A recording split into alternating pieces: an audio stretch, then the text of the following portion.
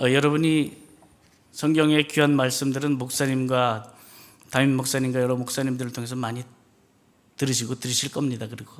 그리고 저한테는 선교에 대한 메시지를 듣는 게 더 좋을 것 같아서 이 말씀을 통해서 붙잡고 제가 선교했던 그런 이야기들, 어떻게 선교를 해야 하나 하는 제목으로 함께 은혜를 나누고 선교지의 많은 이야기들을 짧은 시간이지만 전하고 듣는 시간이, 그리고 은혜로운 시간이 되기를 바랍니다. 오랜만에 한국에 다니었으니까 떨리네요. 목사님 말씀해 주셨듯이 2012년에 제 나이 52살에 선교사로 파송을 받았습니다. 아니, 파송받은 게 아니라 갔습니다. 왜냐하면 저를 파송해 주는 데가 없거든요. 노회에서도 총회에서도 나이가 많다고 파송을 해주지 않습니다. 그래서 아브라함은 어떻게 파송을 받았을까 생각을 해봤습니다. 그 나이에 하나님이 가라는 대로 갔는데, 성경은 그 나이에도 가라면 가는 건데 이 연령에 제한이 걸려서 선교사는 파송을 안 하더라고요. 제 부르심은 20살 이전에 있었는데 제 파송은 한 30년 이후에 있었습니다. 이 갭을 어떻게 해소하고 선교지에 가서 복음을 전할까? 그 딜레마입니다. 근데 참 놀랍게도 제가 필리핀에 가보니까 요즘 파송돼 나오는 선교사는 다 시니어예요. 시니어면 최소 60세 이상이죠. 30세, 40세에 파송받아서 지금 한 20년 선교를 한 선교사들은, 아니 선교사가 오려면 젊은이가 와야지, 30대, 40대 후배 좀 다뤄야 되는데 후배는 안 오고 늙은이들만 와가지고 선교지가 이게 다 늙은이판이 되겠다고, 조금 거룩하지 못한 말이지만 하여튼 늙은이들 온다고 그래요. 근데 지금 젊은 사람들이 가지 않습니다. 한국이 미국 다음으로 선교사를 많이 파송했다고 숫자 노름하는 건 아마도 한 10년, 20년 사이에 완전히 뒤바뀔 것 같습니다. 왜냐하면 젊은 사람들이 가지 않으니까요. 물론 한국이 젊은이도 없습니다. 젊은이 숫자도 자꾸 줄어들고. 이런 상황에서 언제까지 숫자 노릇만 하고 있을까? 그리고 한 달에, 1년에 5,000명씩 은퇴 선교사가 들어온다 그래요. 은퇴하는 선교사들이 생긴다고 그래요. 500인지 5,000인지 잘 숫자를 모르겠습니다. 어쨌든 그렇게 들어오면 과연 그들의 이 노후 보장은 어떻게 되고 있는가? 거의 대부분이 노후 보장이 안 되어 있습니다. 그러면 어떻게 해야 되나? 앞으로 계속 많아질 텐데 누적은. 그리고 한국에도 노인 문제는 심각해지는데, 원래 선교사는 파송될 때 가서 죽으라고, 거기서 그냥 뼈를 묻으라고 되는 거지 들어오는 게 아니었나 봐요. 여러분 이런 문제를 한번 생각해 보셨습니까? 제가 가보니까 그런 문제가 생각나더라고요. 저는 이제 조금 있으면 들어와야 될 나이가 되고 말았습니다. 벌써 10년밖에 안 됐는데. 이런 문제를 가지고 하나님 앞에 기도한 적이 있습니다.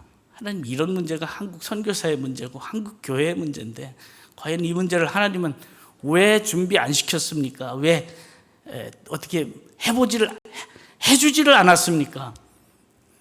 다행스럽게도 몇몇 교회에서 선교사 노후 대책을 위한 어떤 프로젝트를 시행한 적이 있습니다.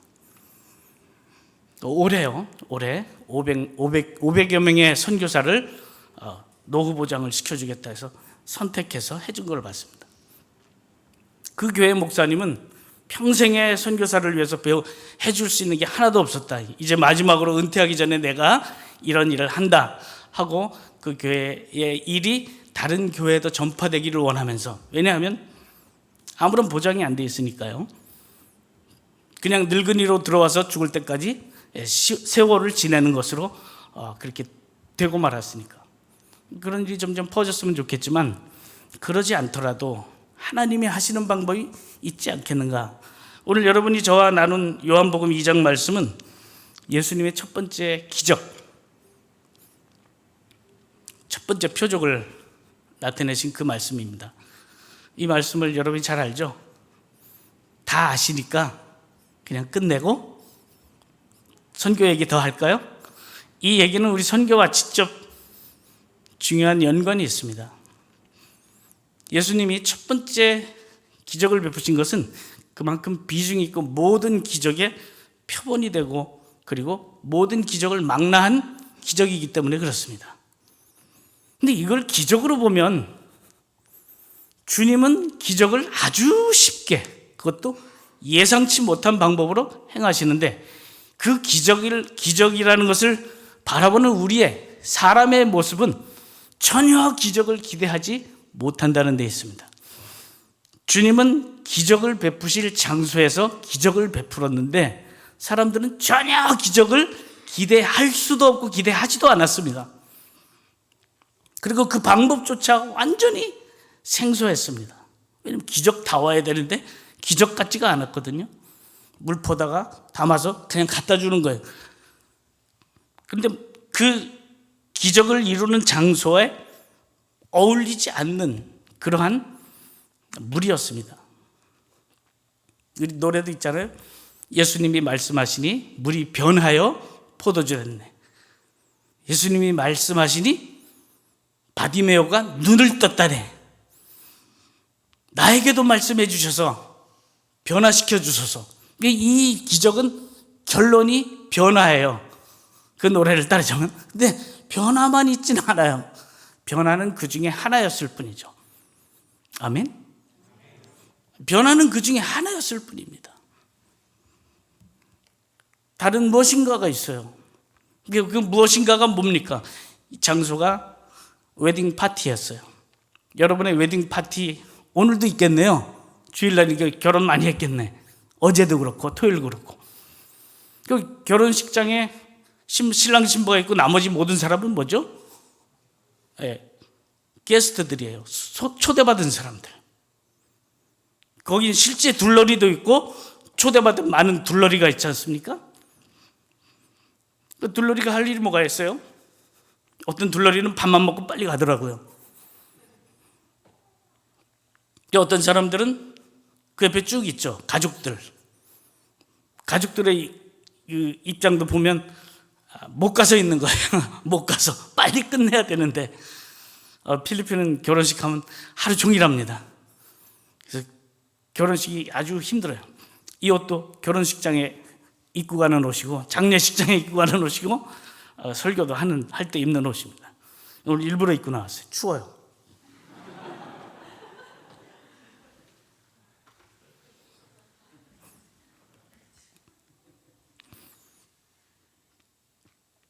둘러리가 할 일이 아무것도 없습니다. 예수님도 이렇게 말했어요. 둘러리로 오셨으니까 나와 무슨 상관이 있냐고. 포도주가 떨어진 게 나와 무슨 상관이 있냐고. 원문에는 나를 개입시키지 말라고 그렇게 되어 있습니다. Do not involve me. 나는 해줄 것이 아무것도 없는 둘러리에 불과합니다. 이렇게 말했어요.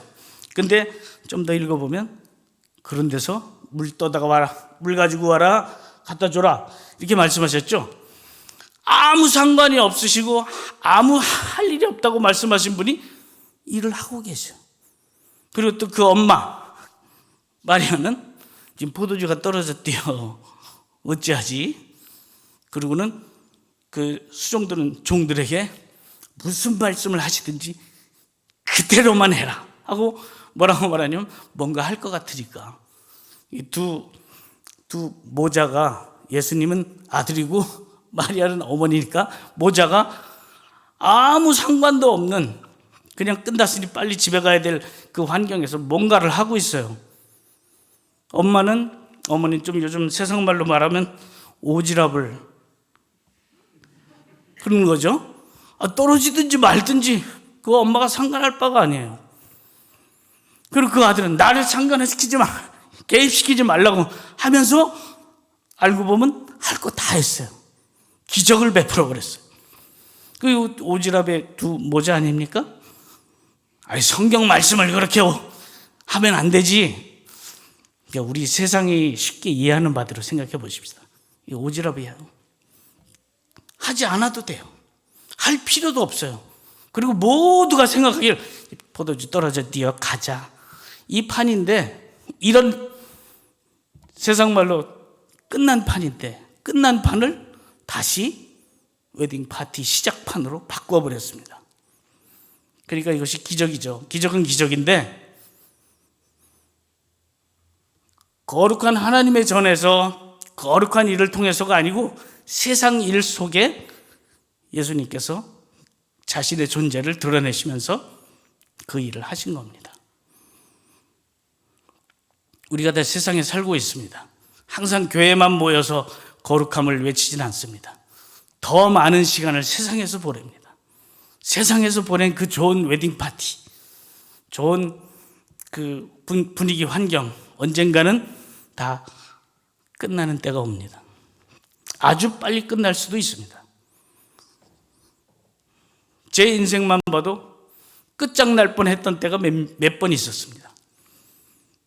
모든 것이 날아가 버려서 완전히 거지가 됐던 판도 있었고 그런 때도 있었고, 선교하다가 들어와서 갑자기 몸이 이상이 있어서 다시는 선교지에 갈 수 없다는 판정을 받은 적도 있습니다. 끝났습니다. 눈물을 흘려봤자 소용없는 그런 때가 있습니다. 이제 선교지에는 모든 것이 망가져 버려가지고, 태풍으로 모든 것이 다 쓸려가 버려가지고 망연자실 하늘만 바라보는 그런 때도 있습니다.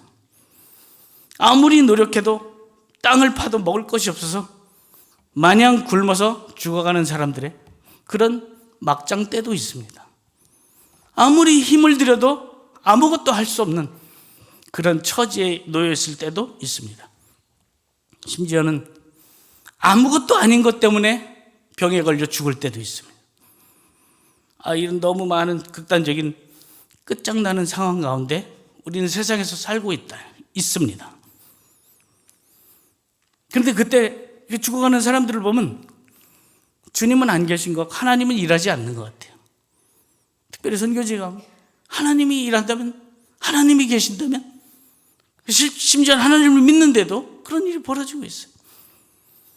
이거는 너무한데, 이래서는 안 되는데, 이렇게 허무하게 인생이 끝나서는 안 되는데, 그렇게 많은 환경 가운데 사람들은 죽어가고 있습니다. 특별히 필리핀 망연족은 족속으로도 소외되어 있고 필리핀에도 들어가지 못하고, 이건 외국인도 아니고 소외되고 버려지고 배척당한, 자기 땅에 있었으나 자기 땅을 빼앗기고 산으로 들어가서 어렵고 힘든 삶을 사는 그런 족속들입니다. 그런 족속들에게로 제가 보냄을 받았습니다.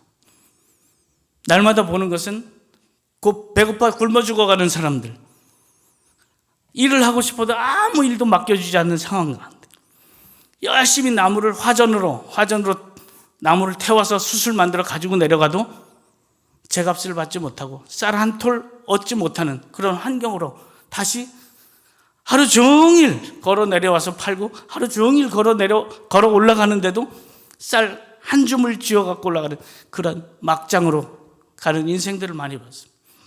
지금도 보고 있고요.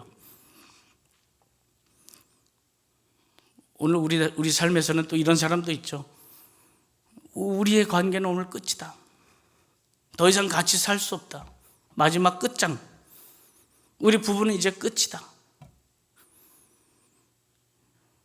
웨딩 파티에서는 참 좋지만 끝장날 때는 그렇게 좋지는 않습니다. 행복하게 헤어지는 사람은 본 적이 없습니다. 그때 과연 하나님은 우리에게 무슨 일을 하실까요? 사실은 그때 기적이 필요하지 않습니까? 사실은 그때가 필요하지 않습니까? 우리가 보는 기적보다도 우리 삶의 기적이 더 필요하지 않습니까? 내 삶이 끝장나는 그 순간에 기적이 더 필요한 기적 아니겠습니까? 나와 상관 있는 기적이 필요한 기적이지, 보는 것은 쇼죠. 쇼타임은 끝났습니다. 내게 기적이 이루어져야 되지 않습니까? 선교지엔 내게 기적이 이루어지는 순간들이 이어지는 곳이 선교지가 되어야 되고, 우리의 삶의 터전이 날마다 기적이 이루어져야 되지 않습니까? 내 삶의 기적입니다. 주님이 내 삶의 기적입니다. 물이 변하여 포도주가 된 게 아니라 물이 변하여 포도주 됐다는 그 요한복음의 2장이 내게 이루어졌습니다. 저는 오늘 여러분과 나눌 것이 이 요한복음 2장이 나의 선교의 사역에서 이루어졌던 것을 말하고 여러분의 삶 속에서도 그 기적이 이루어지기를 소원하는 마음으로 이 말씀을 전합니다. 여러분의 삶의 기적이 필요합니다. 그 기적은 오늘 말씀 속에 나타났습니다. 그분이 둘러리로 계속 서 계시는 한 기적은 영원히 일어나지 않을 것입니다. 그러나 그 둘러리로 오셨던 주님이 어느 날 내게 응답해 주시고 나를 위해서 둘러리는 줄만 알았는데 아무것도 안 할 줄 알았는데 둘러리가 아니라 둘러리로 위장하고 와서 내 인생을 고쳐주고자 오신 분이다. 내 인생의 주인이 되어주고자 하신 분이, 게스트가 아니라 마스터가 돼서 내 인생을 마스터해 주실 분이 그분이다 하는 것을 여러분이 만나게 되면 오늘 당장 우리 법원에 가서 깨끗하게 너와 나로 헤어지자 했던 그 관계도 다시 이렇게 붙어지는 역사가 있게 될 겁니다. 다 같이 살고 70살에 이제 졸혼합시다 우리 하고 해갖고 헤어지는, 이게 뭡니까? 이런 것도 얼마든지 있잖아요. 그것도 다시 붙어지는 역사가 있기를 바랍니다. 그게 우리 삶의 기적이에요. 도저히 내 삶에 이루어질 수 없었던 일. 근데 왜 그런 일이 생겼습니까? 그분이 둘러리로 계시니까. 평생을 그분을 둘러리로 계시게 하면서 신앙생활을 하는 사람 많더라고요. 장로, 권사, 집사 다 가지고 있으면서도 평생을 둘러리, 필요할 때만 가서 좀 받아 쓰는 그런 존재로 주님이 전락된 사람에게 결국은 기적은 일어나지 않아요. 여러분의 삶에 기적이 일어나길 바랍니다. 그것은 둘러리가 주인으로 바뀔 때 바뀝니다. 그 바뀌는 역사가 있습니다. 정말 변화 중에 하나예요. 근데 본질적인 변화입니다. 그분이 나의 주님이십니다. 많은 사람들이 제가 선교 나갈 때 선교 플랜이 어떻게 됩니까? 어떻게 계획이 어떻게 됩니까? 계획 없는데요. 가라 해서 갔을 뿐이지 제가 누구를 만나고 어느 민족을 갈지 어디서 무엇을 할지 저는 잘 몰라요. 그 계획을 써야 내가 좀 후원해 줄 텐데 그래서 썼어요. 받아야 되니까 아무렇게나 쓴 거예요. 지금 생각해서 이렇게 보면 다 거짓말. 왜냐하면 내가 주인이니까, 내가 내 선교 사역의 주인이니까 다 거짓말이에요. 가짜예요. 실제로 이루어진 일들은 전혀 생소한 일들이 이루어졌습니다. 어떤 선교사가 내려놓음이라는 책을 썼어요. 맞아요. 다 내려놔야 돼요. 여러분 그거 계획이 어떻게 되는가 묻지 마세요. 계획은 존재하지 않습니다. 여기 주님이 계획 가지고 있는 거 사람이 아닙니까? 하나도 몰랐어요. 양동이에 그 물을 결례 예식에 쓰는 그 항아리에 채우는 거, 그거 누가 그런 계획을 합니까? 그 물을 떠가지고 파티장에게 갖다 줘서 맛보게 하는 그런 계획이 어디 있습니까? 없어요. 그건 주님의 계획일 뿐이에요. 우리는 그 웨딩 파티를 어떻게 다 끝내버린 웨딩 파티가 어떻게 새롭게 될지 알 수가 없는 겁니다. 주님만이 아십니다. 계획, 선교 계획 주님만이 아십니다. 그게 진짜예요. 그리고 가서 만나서 하겠습니다. 해보겠습니다. 제가 준비한 몇 개 사진이 있습니다. 여러분께 그걸 빨리 보여드려야 이 시간이 많이 안 가겠네요. 먼저 한 장 보여주시죠. 얼굴을 좀 클로즈업 시켜주세요. 좀 확대할 수 있나요? 여러분 보이시죠? 네, 한 목사가 하늘을 향해서 그렇죠. 네, 바라보고 있습니다. 교회가 다 날아가 버렸습니다. 개척 5년 차 됐는데 4년인가 5년 됐습니다. 처음엔 그래도 멋있게 졌습니다. 한 2년 지나니까 터마이트가 다 뜯어먹었습니다. 이 약해지니까 작은 바람에도 날아갑니다. 그런데 2018년이죠. 2019년 크리스마스 날 선물 받을 준비에 들떠 있는데 그날 새벽에 정말 큰 선물, 크리스마스 선물이 왔습니다. 확 천장이 싹 날아가 버려요. 벽도 뜯어지고. 이 상황에 할렐루야 하실 분 놀랄려야죠. 할렐루야가 어디 있어요? 벽은 천장은 날아가 벽은 뜯어졌죠. 어떻게 해야 됩니까? 그 앉아서 하나님이 계시기라는 건가? 이런 모습입니다. 그 뒤에 사진이 하나 더 보여주십시오. 놀래갖고 밤에 일어나서 날아가는 지붕을 붙잡고 천장까지 올라가 떨어져서 허리가 휘어져 버렸습니다. 제가 찾아갔더니 허리가 아파가지고 40대 목사인데 허리가 아파가지고 이 허리를 쓰지를 못하고 있어요. 두 교회가 한꺼번에 날아갔습니다. 천장도 날아가고 뒤로 좀 더 보여주세요. 이 교회 하나 더, 다음, 또 다음, 네, 다 날아갔죠. 이게 원래 교회 모습입니다. 그 원래 교회 모습도 그렇게 모던하지는 않습니다. 초가집입니다. 넘겨주세요. 계속. 이게 원래 모습. 그 다음에 다른 교회입니다. 또 날아갔습니다. 예, 천장이 다 날아가고 벽만 남았어요. 또 돌려주세요. 하나 더. 이건 아까 교회 하나 더. 예, 이 교회입니다. 천장이 몽땅 날아가 버렸어요.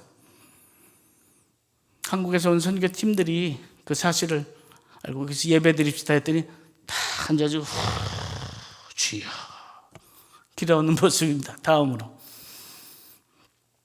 여러분이 그들이 어떻게 사는지 잘 몰라서 제가 이 사진을 삽입을 했습니다. 좀 확대를 좀 해주실까요? 집적으로. 이게 망향족들이 사는 집입니다. 한 5평 될까요? 4평, 5평? 예. 저 안에 들어가 보면 대나무로 침상이 꾸려져 있는데 옷 한두 개 그리고 찌그러진 양은 냄비 그게 생필품의 전부입니다. 저렇게 살아가고 있습니다. 무엇을 줘도 그들에게는 선물입니다. 좀 더 한 장만 더 돌려주세요. 아이들의 모습입니다. 가방 하나씩 밟고 행복해하는 모습. 그리고 비가 많이 오면 물이 범람하니까 공간을 좀 띄어서 지은 집들도 저렇게 있습니다. 조금 더 확대해 주세요. 그 집을. 여러분 이런 집에서 살아본 적이 있습니까? 우린 60년대에도 이런 집에서는 안 살았던 것 같아요. 제가 이 사진을 보고 설명을 하다 보면 백투더퓨처예요. 그냥 1960년대로 돌아간 것 같아요. 근데 그 이하죠. 그 이하. 하나님이 이들에게 적어도 교회만큼은 다시 지어줘야 되는데 어떻게 해야 되겠습니까? 기도했습니다. 해주고 싶은 거는 많지만 저도 돈이 없는 사람이고 가난한 선교사일 뿐이고 누가 저에게 도와주는 사람도 없습니다. 어떻게 할까요? 이거 주님의 백성이고 주님의 교회입니다. 저 목사가 생을 포기하거나 목회를 포기할까 겁이 납니다. 한 2년 되면 터마이트라는 이 나무를 갉아먹는 벌레예요. 다 뜯어먹으면 벽도 다 헐기절기, 천장도 헐기절기, 다 날아가듯 못까지 다 갉아먹습니다. 다 날아가요. 또 고쳐놓습니다. 또 날아갑니다. 이거 언제까지 해야 돼? 지쳤어요, 저 사람도. 하늘을 보면서 어떻게 해야 될까? 어떻게 해야 됩니까? 주여! 그 악순환을 벗어날 수가 없습니다. 주님이 악순환을 끊어주세요. 당신이 하실 수 있습니다. 주님의 교회, 주님의 백성 아닙니까? 좀 사진을 좀 돌려주세요. 어떤 일이 벌어졌는지. 네. 이렇게 교회가 바뀌었습니다. 아까 보여준 사진에 촤 하고 기도했던 한국에서 오신 선교팀의 한 목사님이 개척교회 목사님이세요. 큰 부자교회 목사님도 아니에요. 그분도 가난해요. 여자 목사님 싱글이에요. 촤 우리가 두 교회를 짓겠습니다. 두 교회를 지어야 돼요. 돈이 얼마 드는지 아세요? 모릅니다. 그냥 짓겠습니다. 그냥은 안 되고 돈이 필요해요. 그분이 자기가 다 책임지겠다고, 우리 교회를 통째로 팔아서라도 지어주겠다고 그러더라고요. 그분이 결국은 두 교회를 지었습니다. 돈은 많이 들었습니다. 그 대나무로 얼기설기 짓는 데는 한 1,200만 원이면 되지만 저건 1,2천만 원 갖고도 되지 않습니다. 그 많은 돈을 그 교회와 또 다른 교회가 힘을 합쳐서 다 개척교회들이에요. 그 중엔 또 어떤 한 분은 이름만 얘기하면 다 알 수 있는 맛집 사장님이세요. 그분도 하셨어요. 개인의 이름으로 두 교회를 다졌어요. 저는 무엇을 했냐면 제 카스토리로 이 어려운 사정, 기가 막힌 일들을 제가 아는 모든 사람들이 카톡으로 보냈습니다. 카톡에 제 카스토리를 카피해서 보냈습니다. 지금도 그렇게 하고 있습니다. 저는 이 사실을 알리지 않는 한, 이 오지에서 벌어지고 있는 일들을 누가 알아서 도와주겠습니까? 하나님이 그 오지 사람 내 기도 듣고 내가 도와줄게 하고 거기다가 탁 지어주겠습니까? 아니요. 저는 이 사실을 알려야 될 사람입니다. 이 사실을 알리고 그들이 저를 통해서 또 그곳에 그 아름다운 성전을 지을 수 있도록 연결해주는 통로죠. 그들이 저한테 그렇게 말합니다.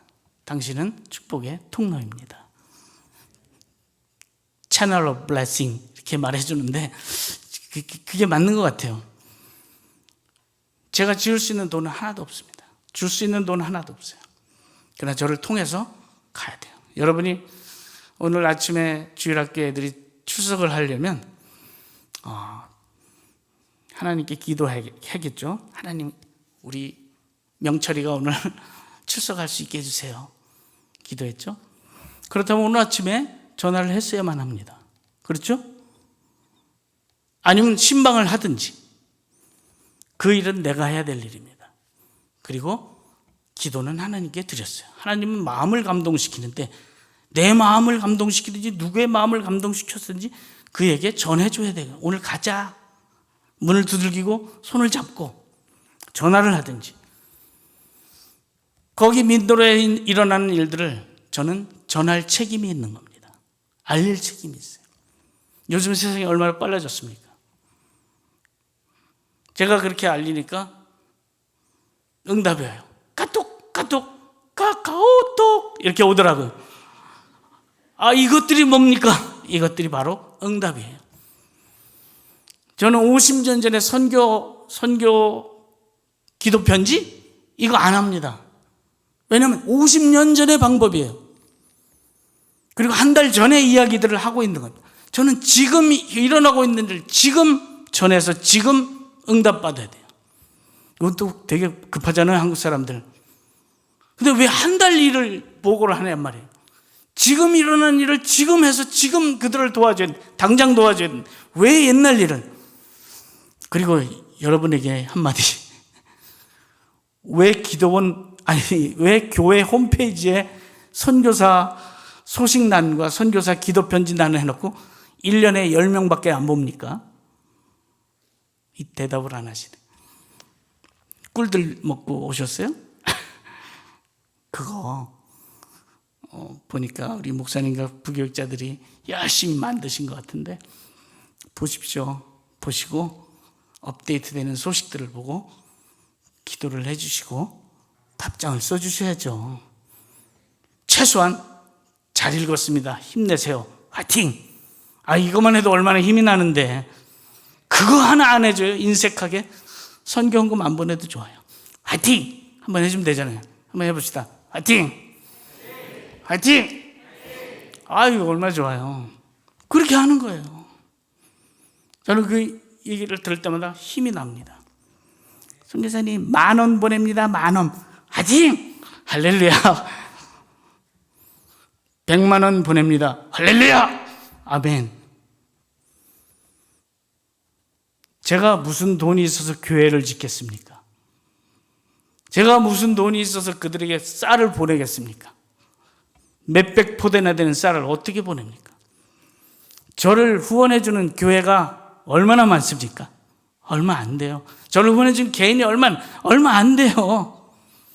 그 후원비를 받아서 제 생활비 하기도 바쁩니다. 비자비 하기도 바쁘고 차 굴리기도 바쁩니다. 그 산지까지 배를 타고 육지를 건너서 여러 시간씩 힘차고 강력한 엔진 가진 SUV가 필요하지만 중고차 똥차 SUV 사가지고 드나드는 그 비용도 감당치 못하는 선교사가 어떻게 교회를 짓고 몇 개를 짓고 그러지 못해요. 전혀 못합니다. 그런데도 그 망연족은 저를 보고 교회를 지으셨으니 우리 쌀도 해결해 주세요. 아이고, 할렐루야가 아니라 놀렐루야입니다. 또 놀렐루야 하죠. 주님 앞에. 주님의 백성인데 저는 놀렐루야입니다. 이거 1,000만 원씩 들어가는 쌀값 해결 못합니다. 나 못합니다. 카스토리 다 써가지고 또 보냅니다. 후원자들에게도 답이 없다. 카카오톡 또 와요. 우리가 돕잖아요. 우리가 도울게요. 할렐루야 아닙니까? 우리에게 약을 보내주세요. 약을. 그리고 알고 봤더니 그 망연족들이 약만 보내달라는 게 우리 백신 안 맞았거든요. 면역력이 약하니까 비타민 보내주세요. 자기들이 백신을 안 맞고 나한테 면역을 높이는 비타민을 달라고 하면 어떻게 맞아야지. 안 맞았어요. 비타민 보내달라고. 마스크 보내달라고. 감사하게도 지난 2020 올해인가요? 작년이죠. 작년에 선교위원회에서 마스크 전부박수로 한 4개 수만 개가 될 겁니다. 그리고 치약, 칫솔, 비누, 선풍기도 그 안에 들어있더라고요. 별게 다 들어서 왔어요. 그것을 그 망연족들이 다 나눠서 입으면서 먹으면서 또 쌀값도 많이 보내주셨어요. 쌀을 다 나눠줬더니 그걸 먹고 힘을 내서 다행히 코로나로 죽은 사람이 한 명도 없었어요. 너무 감사합니다. 목사님께도 감사합니다. 2박스 나눠주려고 그랬더니 교인들만 모이면 한 200명, 400명 되는데 마을 주민까지 다 가져 1,000명이 넘어요. 1,000명이 달라니까 200명 나눠줄 치약, 칫솔, 비누 해고 이만큼 주려던 것이 비누 하나씩, 칫솔 하나씩밖에 못 줬어요. 그러고 난리가 나버려서 이거 안 되겠다. 한 10박스는 있어야 되겠다니 10박스를 보내주셨습니다. 할렐루야 아닙니까? 제가 할 수 있는 건 아무것도 없었어요. 저는 마스크 하나도 보내줄 수 없는 입장이에요. 성문교회가 도와주셔서 그 일을 감당해 주셨습니다. 너무 감사합니다. 그 힘을 얻고 그 백성들이 살아날 수 있었고 그 기쁨으로 그들이 올해에도 또 한 교회가 아주 완전히 박살이 나버렸습니다. 태풍에. 그런데 이번에도 또 저는 또 할 수 없어요. 하나님 도와주세요. 카카오톡 또 왔어요. 이번에는 미국에서 왔어요. 미국 교회가 왔는데 미국 교회가 우리가 박살난 교회를 철근 콘크리트로 짓겠습니다. 이럴 때 할렐루야 하면 아멘? 작네. 아멘 작아요. 할렐루야입니다. 미국 교회가 도와주니까 또 힘은 좀 더 크더라고요. 필리핀이 경제 사정이 10이라면 우리나라는 100입니다. 우리나라가 100이라면 미국은 1000입니다. 그렇게 제가 이제 판단이 되더라고요. 단위가 그렇더라고요. 그렇구나. 미국 교회도 힘이 아직 있구나. 미국의 한인교회. 우리나라 교회들도 힘이 있습니다. 우리나라와 경제적으로 10배가 차이 나는 나라에 우리가 한 손만 걷어줘도 그들은 한 집을 얻은 듯한 힘을 얻게 됩니다. 그곳에 교회를 세워야 되겠구나. 그곳에 쓰러져 가는 사람들을 지켜줘야 되겠구나 하는 것이 저의 결심입니다. 그리고 제가 할 수 있는 것이 아니에요. 저는 지금도 아무것도 없습니다. 통장 하나 없습니다. 제 아내 통장을 쓸 정도로 저는 가난합니다. 그러나 하나님이 우리와 함께 계시는 한, 그리고 그분이 주인 되신 한, 둘러리가 아닌 한, 제 인생의 둘러리도 아니고 우리 성문교회의 둘러리도 아닌 주인이신 그분이 마스터의 역할을 감당해 주신다면 얼마든지 가능한 일입니다. 할렐루야. 저는 이 기쁨에 선교사가 살아가는구나, 이 기쁨으로 살아가는구나. 그래서 요즘은 얼마나 좋은 세상이에요. 옛날처럼 뭐 한 달 전 선교 편지를 보낼 필요 없고 다 글을 만들어 띄우면 카카오톡 하고 다 답장이 오잖아요. 이런 세상에 50년 전, 30년 전에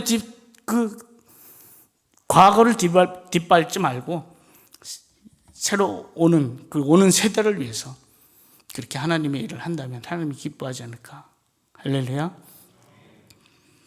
오늘 제가 보여드릴 사진이 많이 있었는데 그 많은 사진을 보는 것보다는 여기까지만 봐도 될 것 같다 하는 생각이 들어요. 하나만 더 봅시다. 뒤로 쭉 가다 보면요, 어린아이들 모여있는 그 사진이 있을 겁니다. 그걸 좀 올려주시겠어요?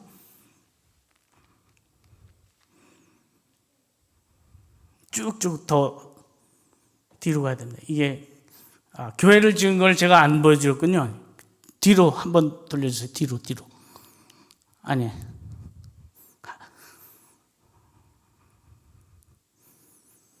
네, 여기.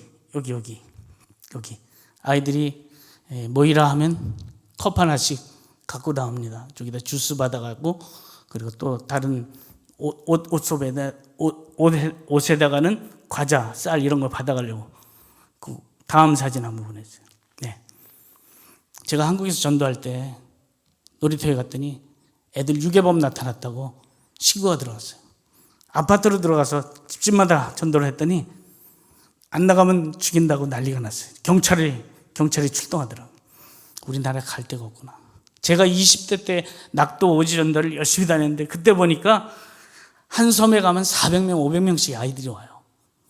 전도하고 나서 갈 때는 부대에 나와서 400, 500명이 다 모여서 손은 드는데 장관이 아니었습니다. 지금은 아무도 없어요. 낙도도 없고 오지도 없습니다. 다 연육되고 그리고 다 육지로 나오고, 강원도에도 오지가 없어요. 길이 잘 뚫려서. 평창에 오지 마을 갔었었는데 지금 평창도 관광지로 바뀌었더라고요. 오지도 어느 곳에도 사람을 찾을 수가 없습니다. 나가서 전도해야 되겠구나. 아이들이 이렇게 모여요.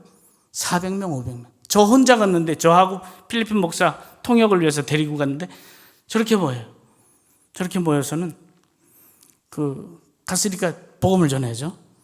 듣는 대로 다 듣습니다. 다 듣고 아멘 기도하고 축도하고 다 끝났어요. 근데 안 가요. 왜 안 갈까? 이제 다 끝났어. 안 가요. 안 가. 그러면 어떤 마음이 생기겠습니까? 뭐라도 하나 사주고 가야지. 근데 저 400명, 500명을 생각해 보십시오. 100원짜리 하나를 사더라도 5만 원, 10만 원인데 좀 더 나가면 몇십만 원 드는데 이게 안 되잖아요. 어떻게 먹여야 되지? 1페소짜리 과자가 쭉 달린 게 있더라고요. 쭉 달린 것들이 있어요. 저 깊은 오지 마을에도 쌀이쌀이 스토어라고 우리나라 말로 구멍가게가 있어요. 그 구멍가게에서 하나짜리 1페소짜리를 200개, 300개 사는데 얼마 돈이 들어가지 않아요. 200페소, 300페소. 기껏해야 5,000원, 10,000원 정도예요. 그걸 사오게 해서 하나씩 나눠줬더니 다 받고 그제서야 가더라고요. 절대로 받지 않으면 안 가요. 제가 거기서 못 나오겠더라. 그래서 저한테 500, 5,000원, 10,000원 갖고도 가능하구나. 가난한 내 입장에서도 할 수 있구나. 내 입장에서는 그 정도 할 수 있고 좀 더 많은 사람에게는 많은 걸 할 수 있구나. 그래서 또 그걸 또 카스토리 글로 도와달라고. 도와주세요. 여러분이 도우면 10,000원, 20,000원 도우면 할 수 있습니다. 100,000원, 100,000원 하면 더 좋고, 그 산지에 오지에 있는 아이들 1,000명, 2,000명에게 과자 봉지를 만들어서 보내주는 장면, 다음 장면들이 쭉 있습니다. 쭉 보내줄 거예요. 계속 돌려주세요. 교회마다 또 계속 다음 이렇게 모여서 만들고 다음. 저 교회에 대나무로 만든 교회인데 아이들이 처음에 저렇게 들어왔는데 처음이고요. 그 다음에 어른들이 들어왔는데 너무 많이 들어와가지고 교회가 터졌습니다. 너무 많아요. 사람들이 너무 많아요. 다음.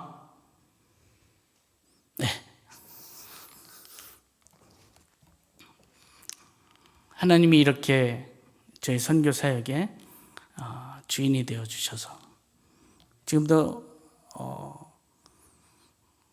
공사하다 남겨두고 저는 이곳에 와서 또 몸도 좀 살펴보고 병원에도 가야 되고 하기 때문에 저희 집사람이랑 같이 왔고 들어가면 7월 말 되면 공사가 또 완공이 되어 있을 겁니다. 근데 우크라이나와 러시아 간의 전쟁으로 인해서 그 인건비와 공사 자재비가 2배로 올랐습니다. 이걸 지금 자재비가 모자라니 끝내야 되나 말아야 되나 생각을 하고 이래야 될까 저래야 될까 어째야 될까. 한국에는 왔고 한국에 도울 사람들이 많이 있겠죠. 성교회도 있겠죠. 말은 해보고 갑니다. 그렇지만 도와주든지 안 도와주든지 상관하지 않습니다. 그분이 하실 것이니까, 그분의 일이니까, 주님이 하실 일이고 제가 걱정할 건 아니에요. 이 3,500만 원이면 되어져야 될 일이 7,000만 원이 들어갑니다. 그렇게 되면 어떻게 합니까? 저가 망하는 거죠. 근데 주님은 저 한 번도 여태까지 저를 망하게 하지 않았습니다. 그분이 하실 겁니다. 저는 그렇게 당신이 주인이니까 당신은 주인 노릇을 하시고 저는 종 노릇을 하겠습니다. 계속 알리고 전하고 그러면서 주인을 욕되게 하지 않습니다. 그분은 부도내실 분이 아니니까요. 망하게 하실 분이 아닙니다. 반드시 이루어 주실 것입니다. 넘치도록 채워 주실 것입니다. 그렇다고 여러분이 부담 갖지 마시면 여러분의 일도 아닙니다. 그분이 주인이십니다. 혹시 여러분 가운데 오늘 도장 찍고 끝장내자 그런 마음으로 이 자리에 앉아 계신 분이 혹시 있다면 졸혼하자 그럴 분이 계셨다면 오늘 주님께 이렇게 말해 보십시오. 주님, 내 인생 주님의 인생입니다. 저를 좀 도와주세요. 저를 좀 도와주세요. 주님이 진실되게 도와달라는 그분의 도움을 외면하지 않으실 겁니다. 그래서 이게 아니라 이걸로 만들어 주실 겁니다. 어떻게 그렇게? 그건 그분의 방법입니다. 우리가 생각할 방법이 아닙니다. 그분이 하실 것입니다. 저는 이 기쁨과 소망 가운데 선교를 하고 있습니다. 힘들고 어려우니까 제발 좀 저 좀 도와주세요. 그러지 않습니다. 그리고 또 누구에게든지 말합니다. 지금 선교지 이런 어려움인데 좀 도와줘. 도움은 그분이 접수하는 것이고 제가 좋을 일은 없습니다. 왜냐하면 그분이 하시는 일이니까 그분의 일에 동참시켜야 되고 알려야 되는 것은 저의 책임입니다. 먼저 번에도 말했듯이 단 1페소짜리를 통해서도 그들을 도울 수 있습니다. 단 1만 원 가지고도 할 수 있습니다. 그만한 사이즈로 하면 됩니다. 그러나 좀 많이 주려면 쌀 5kg, 10kg 줄 수도 있습니다. 그것은 저를 통해서 축복의 통로가 되기를 원하는 사람들이 동참하면 그렇게 될 수도 있는 것입니다. 그것은 그분께 달려있는 것입니다. 근데 저는 힘들다 어렵다 이것보다는 하나님이 하시는 데까지 우리가 기뻐하고 즐거워할 수 있는 것입니다. 하나님이 하시는 데까지 많이 하면 더 좋습니다. 그분이 하시면. 그러나 그렇지 않더라도 나 혼자 하더라도 1페소짜리 하나씩 200명 먹이더라도 선교는 되고 있는 겁니다. 아멘? 그런 마음으로 하니까 아주 부담이 없습니다. 없으면 없는 대로, 있으면 더 좋은 거지만 하나님이 여러분을 통해서 영광 받으시기를 원합니다. 제가 시간이 좀 갔지만 이 얘기는 꼭 하고 싶어서 준비를 했습니다. 제가 20대 때 선교에 그 열정이 있을 때 한 교회에서 봉사했는데 방배동에 있는 교회입니다. 서울의 방배동. 그 목사님이 1928년생입니다. 2019년에 돌아가셨더라고요. 90세로요. 그분이 관동군, 일본 일제시대 관동군 그 의용군으로 끌려갔습니다.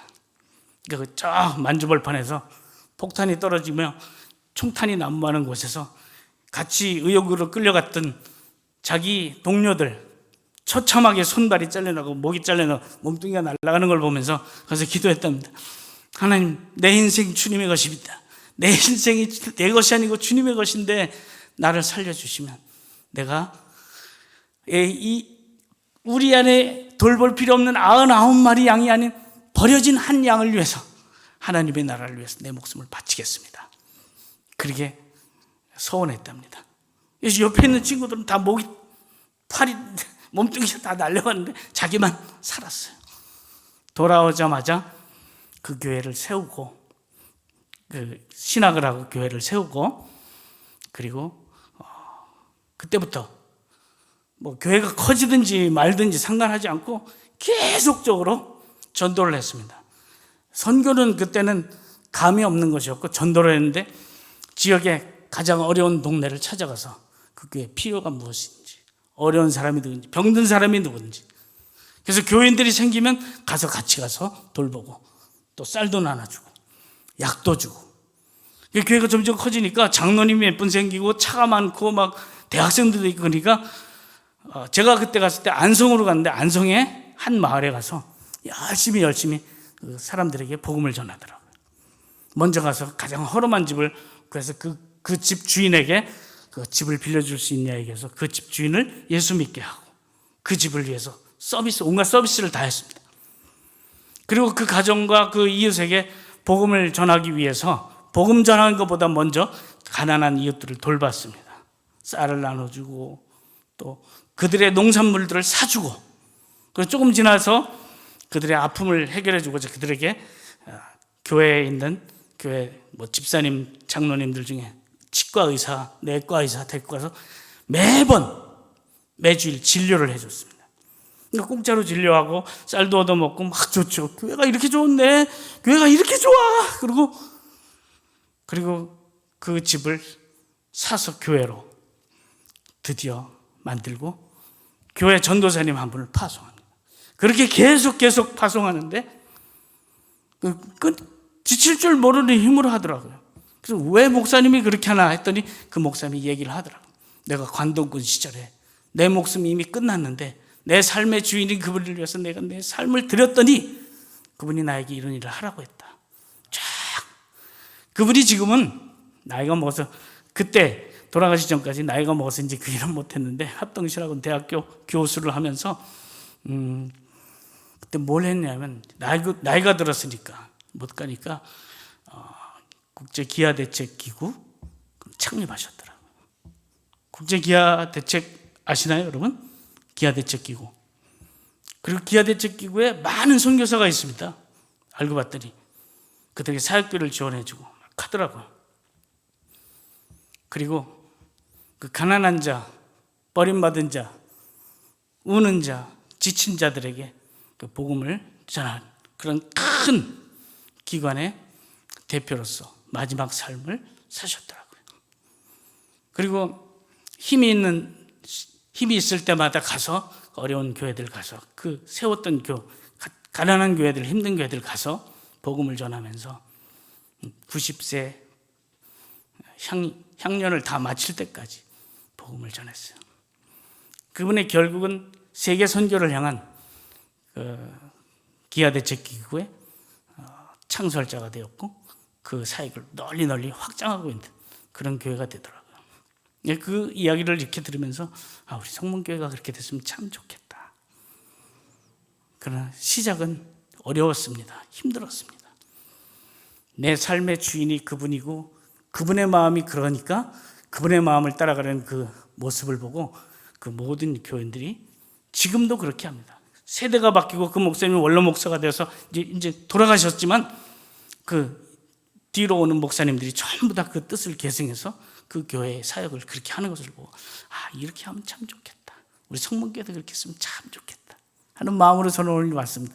제가 두 번 다시 여러분에게 얘기할 기회가 있을까 없을까 생각해서 조금 그런 것까지 다 얘기했는데 저 역시 주님 앞에 내 마지막 삶을 그렇게 하나님께 드리겠습니다 할 때 그분이 저의 주인이 되어주시고 비로소 저의 주인이 되어주시고 이런 일들을 이루어 주셨습니다. 지금도 제가 벽을 당하듯이 어려운 일이 생기면 저는 하늘을 바라보지만 결국은 그분이 행하십니다. 도와주셔요. 이제 미국에서도 도와줬으니까 이 세상에 어디서든지 하나님은 도와주실 수 있다고 저에게 사인을 보내주신 것 같아요.